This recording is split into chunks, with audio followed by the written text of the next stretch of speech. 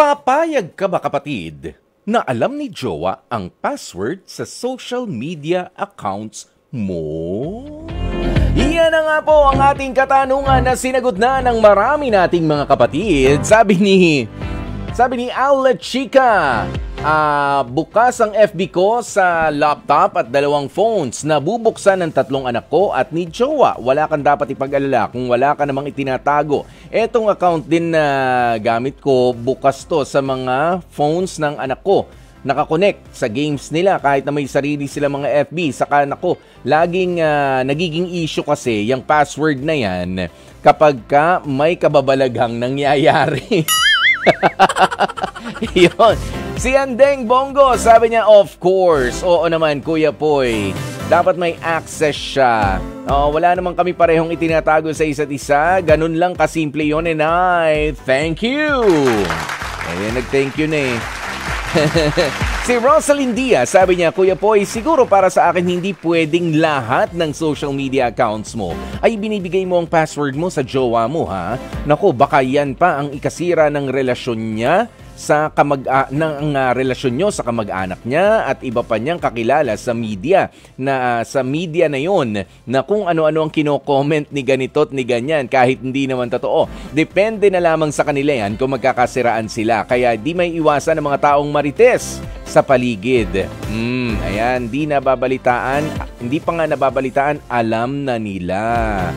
Yun. Si Maxine Tolentino, sabi niya, yes, para malaman niya na wala akong tinatago at hindi kanya pag-isipan ng kung ano pa, kahit privacy mo nga dapat, ang nangunguna dyan, ibibigay mo. Tiwala ang dapat sa isang relationship. Sabi naman ni Rosemary, yes po, papayag po ako. Para sa akin kasi, yun ang paraan para makita ko na walang itinatago ang aking jowa. Sabi naman ni Gail Enriquez, no. Respect my privacy as I respect yours. Malaya siya sa kanyang social media, hindi porket alam mo ang lahat ng password ay garantiya yan na walang gagawing kalokohan ng partner mo. Holler! Uy, may point din. Hindi naman din po kasi yung iba nga dyan may backup FB, di ba?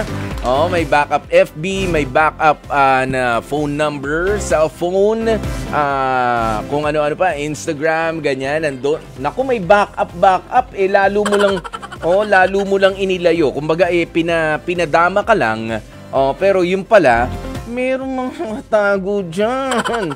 Alam na alam ni Jack Batlangga. Ayan, yung dummy.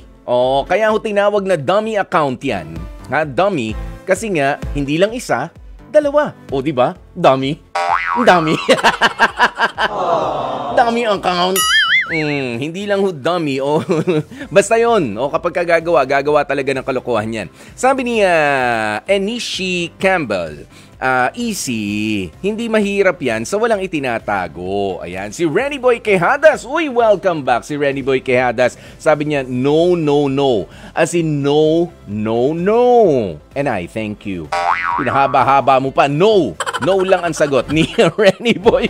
Si Darwin Rosel, sabi niya, kung may tiwala naman po kayo sa isa't isa, wag na. Hindi na kailangan pa na ibigay ang password sa social media accounts mo sa jowa mo. Ayan, sabi naman ni Alma Aranillo, para sa akin hindi ako papayag. Hindi ko rin naman kasi aalamin yung password niya. Si Marvin, sabi niya, okay lang naman para sa akin yun. Basta yung pangalawang account hindi niya alam. See? Yan yung sinasabi ko, yung dummy account. Ayan Pero eto sa mga kapatid natin, na mga nakikinig, wag sana na ganyang kababaw yung sukatan dahil alam mo yung password, nabubuksan mo, may access ka doon sa Facebook, sa Instagram, or kung ano pa mga social media accounts niya ay wala nang gagawing kalokohan. Assurance ba yan? Yes. Pwede mo ma-check kasi yan. Pero sabi ko nga ay nandyan ang kapangyarihan ng mga dummy accounts, di ba? Yung iba pa nga they go incognito mode. Ayan, yung mga ganyan, ang daming mga ninja moves na nagagawa dyan, pero hindi. Sino nga ba talaga ang mas nagtitiwala? Silang mga pinagkakatiwala ang password nila sa jowa nila, o silang mga hindi na inaalam kung ano yung password at inoobserbahan kung ano ang ikinikilos, ano ang inaasal, at ano nga ba ang pagpaparamdam ng pagmamahal ng kanilang mga partner para sa kanila. Sino doon ang mas malalim ang pagtitiwala? Ikaw na ang sumagot dyan, kapatid. Oo, kasi ganun din yun eh. Oo, hindi naman porke binigay mo, wala akong tiwala sa'yo. No. Oo, hindi ko na kailangan na malaman pa ang mga password mo dahil tiwala ako sa'yo. Sino ang mas malalim ang pagtitiwala doon sa mag-partner na ganun? Kaya naman ako, dyan na muna natin tatapusin ang ating Love Question of the Day.